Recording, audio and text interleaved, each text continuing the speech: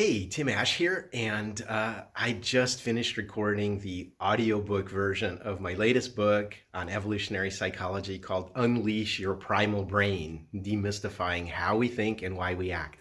And a lot of people have asked me, how do you record and narrate an audiobook? Now, as far as the speaking part, hopefully I have that down, being a top international keynote speaker all over the world at large gatherings. But what's the process? I'm going to show you behind the scenes how I recorded my audiobook and my whole setup for that. So, welcome to my little tour. I'm in my home office right now, and I'm going to show you my sound recording booth and the setup. Okay? Here we go. So my sound recording booth, as you can see, is a booth. It's approximately 4 feet wide by 7 feet tall, or 6.5 feet tall, so I can comfortably stand in it.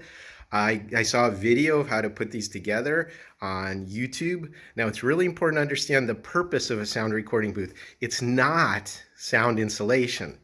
You can't do that unless you're in a professional studio with thousands of dollars of equipment. The point of this is to cancel out the room echo. You can see all the hard surfaces here. You have the ceiling, the walls, the windows, the hardwood floor. All of this combines to have these delays that hit the microphone. So the idea is that you're sitting in this booth and it's like an intimate conversation, like you're talking to someone. So the voice is going from your mouth to the microphone, and then all of the other stuff is canceled out because it's hitting soft blankets on the side. All right, so let's look at the construction of the booth. It's made out of 3/4 inch PVC pipe, as you can see. And this is stuff you use. It comes in 10-foot lengths at Home Depot for making sprinkler systems. It's very strong and it's durable.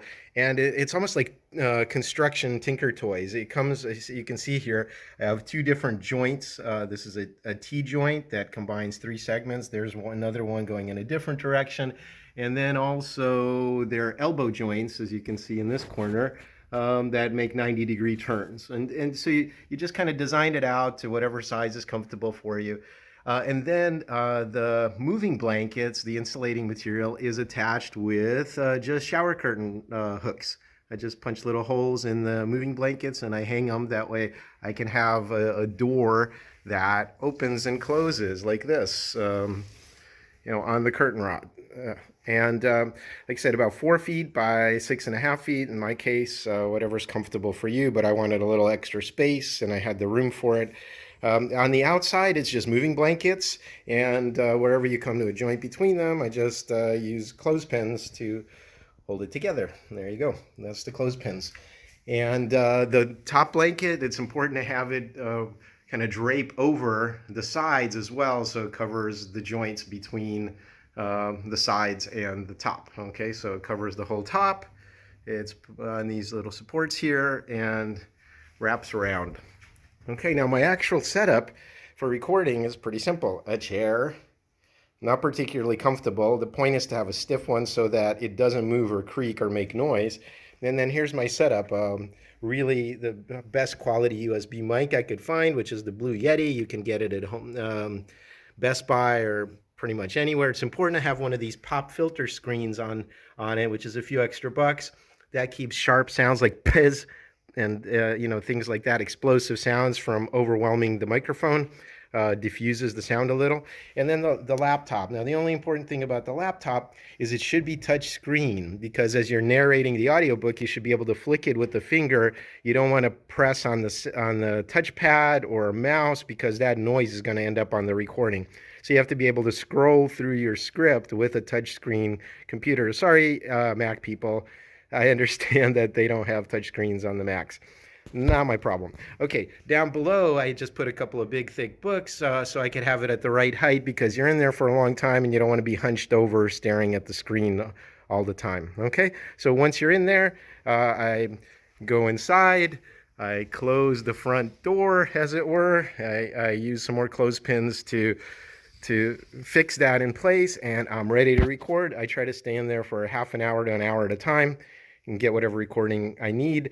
I use a free software called Audacity in order to make the recording and to post-process it to the standards that Audible and other audiobook uploaders require, and clean it up afterwards. The mastering is a separate process. Won't talk about that. But basically, One of the other things that's important about the recording process is if I make a mistake, happens all the time, I fumble a word or I misread something or I want a different emotional inflection on it, what I do is I do a snapping sound like that. And that way the mic picks it up, and when I'm looking at the waveform, I know that I messed something up.